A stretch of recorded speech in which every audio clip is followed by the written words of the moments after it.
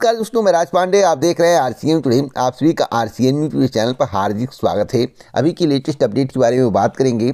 इस चैनल के माध्यम से लगातार आपको सबसे ऑथेंटिक जानकारी देने का प्रयास किया जाता है। वही जानकारी दी जाती है जो पूर्ण सत्य होता है। भर्ती परीक्षाओं से संबंधित कोई खबर चाहिए, राजनीतिक मुद्दा से संबंधित कोई खबर चाहिए जो आपके लिए अति महत्वपूर्ण है, तो इस चैनल से अभी जुड़ जाएं। चैनल को सब्सक्राइब करके बेल आइकन दबा के ऑल पर सिलेक्ट कर दें।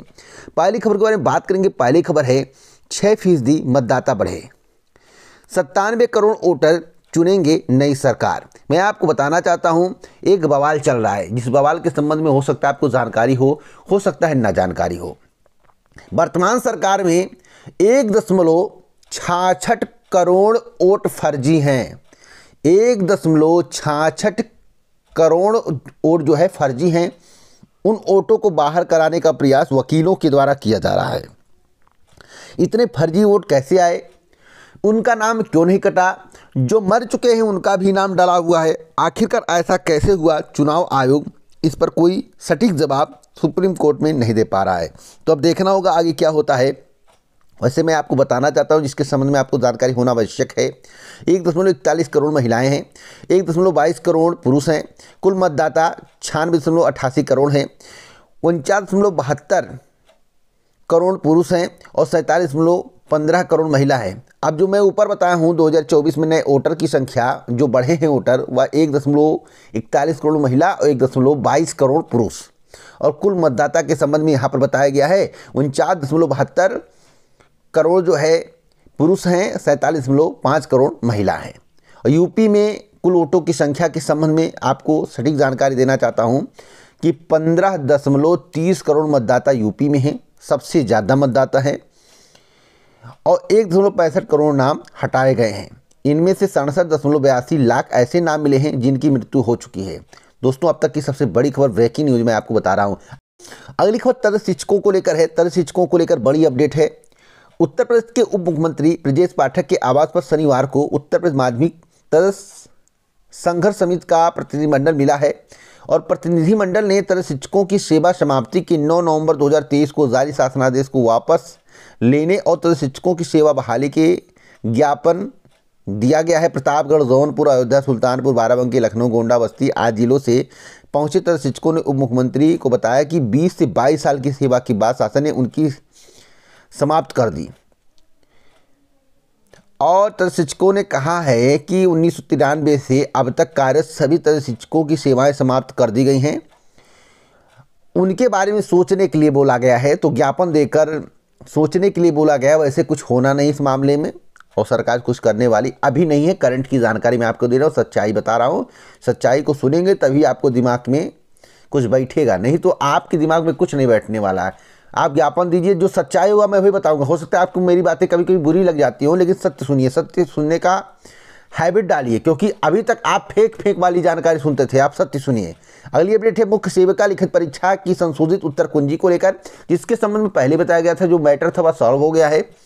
आपका परिणाम जो है मार्च माह में आने की संभावना है। अगर आदर्श आचार संहिता मार्च के 3rd वीक में नहीं लगा तो मार्च के प्रथम पखवाड़े के पहले आ जाएगा।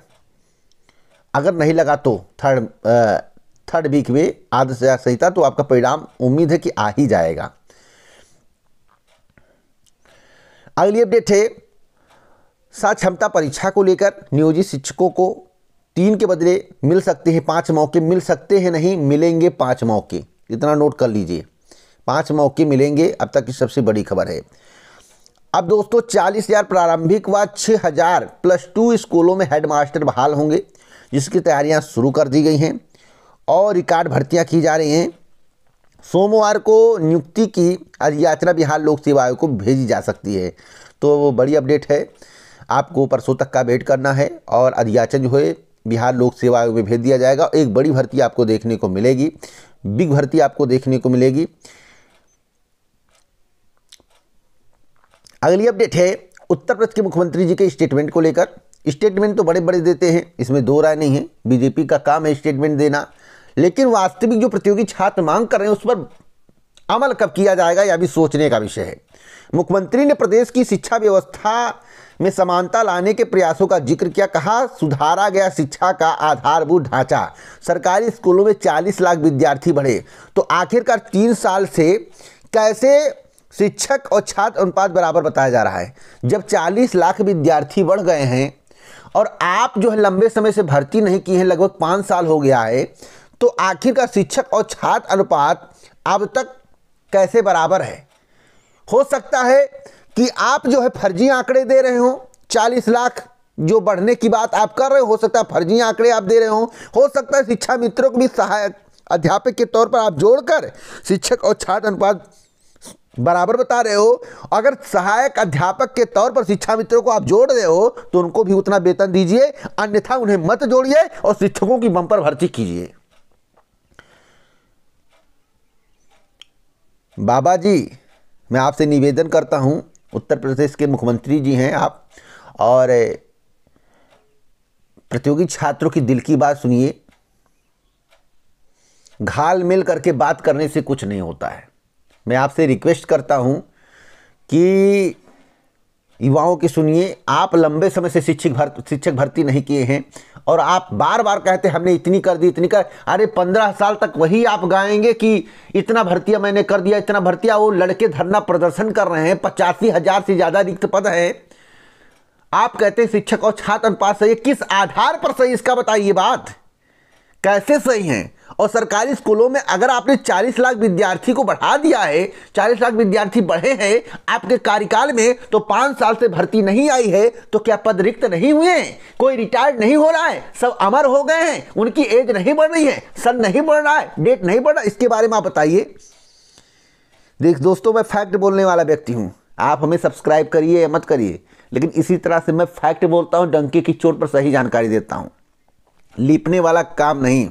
मेरा चैनल रहे या न रहे, हो सकता है कि इस तरह की मैं बात कर रहा हूँ, सच्चाई आपके लिए बोल रहा हूँ, आपके लिए अपने चैनल को रिस्क पर ले रहा हूँ, हो सकता है मेरा चैनल ना रहे कल को, लेकिन सच्चाई के साथ बोलूँगा और आपके हक की बात करूँगा। बशर्ते मैं आपसे रिक्वेस्ट करूँगा आप हमारा सपोर्ट करिए, चैनल को ज़रूर सब्सक्राइब करिए। अगर आपके अंदर आत्मा हो, ईमानदारी हो, तो चैनल को सब्सक्राइब करके जाइएगा।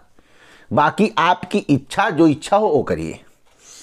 अगली अपडेट है स्टेनोग्राफर भर्ती को लेकर। स्टेनोग्राफर पद के लिए 1230 अभ्यर्थी चयनित किए गए हैं। ग्रेड सी के लिए 78, ग्रेड डी के लिए 1145 अभ्यर्थियों का चयन कर्मचारी चयन आयोग के द्वारा किया गया है। अंतिम चयन परिणाम जारी कर दिया गया है। अब मैं बात करता हूं एक और बड़ी खबर के बारे में। सहायता प्राप्त महाविद्यालयों में 337 पदों के लिए 2008 में शुरू हुई थी चयन प्रक्रिया। 16 साल में असिस्टेंट प्रोफेसर भर्ती पूरी नहीं, हर चरण पर विवाद है। अब इसका कोई समाधान अभी तक नहीं निकला है। अब देखिए समाधान कब तक निकलेगा। विवाद क्या था इसके बारे में जान लीजिए। बसपा सरकार ने 2008 में जारी हुआ यह पूरा विज्ञापन ही दोषपूर्ण था। उस समय राज्य को एक कैडर मानकर असिस्टेंट प्रोफेसर के रिक्त सभी पदों को जोड़ते हुए भर्ती निकाल दी गई थी। सभी पद ओबीसी, एससी व एसटी के लिए आरक्षित थे। इसी के खिलाफ याचिकाएं हुई थी, लेकिन आज तक विवाद का हल नहीं हो सका। अब तक की सबसे बड़ी खबर मैं आपको बता रहा हूँ। अब मैं बात करता हूं समीक्षा अधिकारी, सहायक समीक्षा अधिकारी के बारे में, जिसके संबंध में आपको जानकारी होना आवश्यक है। हर पर्यवेक्षक पर होगी 10 से 15 केंद्रों की जिम्मेदारी। प्रदेश के 58 जिलों में समीक्षा अधिकारी, सहायक समीक्षा अधिकारी 2023 की प्रारंभिक परीक्षा 11 तारीख को होनी है। परीक्षा के लिए बनाए गए हैं 2387 केंद्र। सीसीटीवी कैमरे से की जाएगी निगरानी। 2 पालियों में होगी प्रारंभिक परीक्षा। 200 अंकों की होगी प्रारंभिक परीक्षा। और आप लोग भी ईमानदारी से जो आपको आए उसको करिएगा। आरओ परीक्षा के लिए 2 केंद्रों के पते में संशोधन किया गया। इसका नोटिस उत्तर प्रदेश लोक सेवा आयोग की वेबसाइट पर दे दिया गया है। आपको बता दें, आरओ की 411 पदों पर भर्ती के लिए रिकॉर्ड 10,76,004 अभ्यर्थियों ने आवेदन किया है। अभी पदों की संख्या और बढ़ सकती है अगर सब कुछ ठीक ठाक रहा। अब इसका परिणाम कब तक आएगा? तो इसका परिणाम जो है बहुत जल्द देने की तैयारी चल रही है, यानी कि 45 से 60। अब इधर चुनाव ना पड़ता तो परिणाम बहुत जल्दी आ जाता, लेकिन चुनाव के कारण चुनाव समाप्त होने, आदर्श आचार संहिता समाप्त होने के बाद ही इसका परिणाम जारी किया जाएगा। यानी कि आप मानकर जब तिथि घोषित होगी, आदर्श आचार संहिता जब समाप्त होने वाला होगा, उसके 10 से 15 दिन बाद या 20 दिन बाद, मतलब उसी महीने में आपको परिणाम देखने को मिल जाएगा जब आदर्श आचार संहिता समाप्त होगी, जो मुझे जानकारी प्राप्त हुई है। तो अब तक की सबसे बड़ी खबर मैं आपको बता रहा हूँ। दोस्तों, वीडियो को शेयर कर दें, लाइक कर दें। पूरा वीडियो सुनने के लिए आपका दिल से धन्यवाद।